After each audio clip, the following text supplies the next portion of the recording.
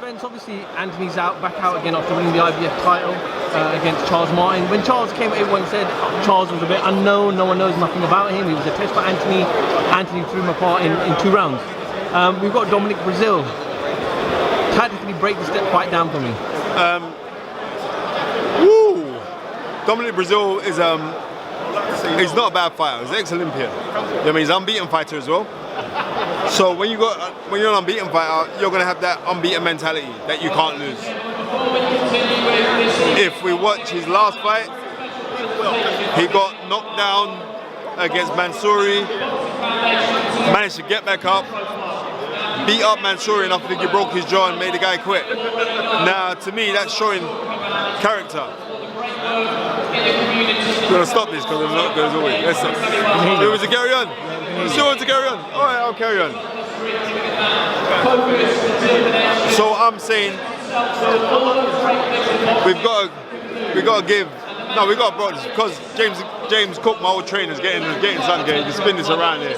That's James Cook. That's James Cook. MBE, former British, Commonwealth and European super middleweight champion. James Cook, fantastic fighter, absolutely fantastic fighter, and has done more. Look at that, James Cook MBE.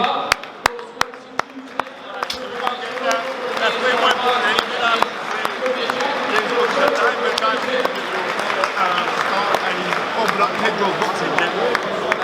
He does so much for the community, so we've got really, man should be commended. And fair play to Matchroom. I think they're giving him a check. I don't know how big that check is because I want to have a divvy up on that.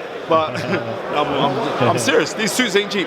Yeah, so, but now, for us to go and talk about the fight, Dominic Breazeale's style, we have to go back and watch Joe Frazier's first title defense when he was New York State Athletic Heavyweight Champion in 1968. He fought a guy called Miguel Ramos.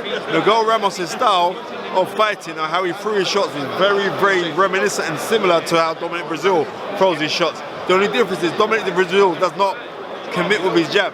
And because he doesn't commit with his jab, that could be the shortfall is when you're getting a big powerhouse, a man well chiseled, a man who has a ramrod jab as Anthony Joshua. Anthony Joshua steps in with his jab, which I believe that he will do in this fight. He steps in with his jab, comes back with the right hand, is murder she wrote. Because sometimes when Dominic Breazeale throws his jab is not, there's no step on the jab, so he's pushing the jab like this. He's not stepping on the jab, he pushes with the jab. So as he's pushing with the jab, it will give Anthony Joshua enough time to time it, step in there, big right hand. I think this fight could go 2 rounds. Your prediction is Anthony Joshua? I'm going 2 rounds, and I'm being generous to say 2 rounds. And it's not because we have to remember, Anthony Joshua now, how Anthony Joshua fights, he's an event. When Anthony Joshua turns up, he goes out and he throws accumulative punches, he throws with explosive power. The difference is here, when you're looking on Dominic Breazeale doesn't snap with his shots, right? He's throwing shots like a lot of them are arm punches. Arm punches ain't gonna help you against somebody like Anthony Joshua, where you're gonna have to hit him enough for Anthony knows that I'm in a fight. Do I believe that Dominic Breazeale will bring that to Anthony Joshua? No, I don't. But what he will bring to him is the fact of an unbeaten mentality that, no, I can't lose. And we'll see. But I just think that the sharper man, especially how sharp Anthony Joshua is, Anthony Joshua punches to explode on impact. Dominic Breazeale punches to go through the target. Now, if I got a rocket launcher and I want to blow up a chip shot, I'm shooting my rocket launcher not to go through it, but to explode on impact. Anthony Joshua throws the shot to explode on impact. Dominic Breazeale punches to go through the target. Difference is when Anthony Joshua hits you, he really does hurt and destroys you.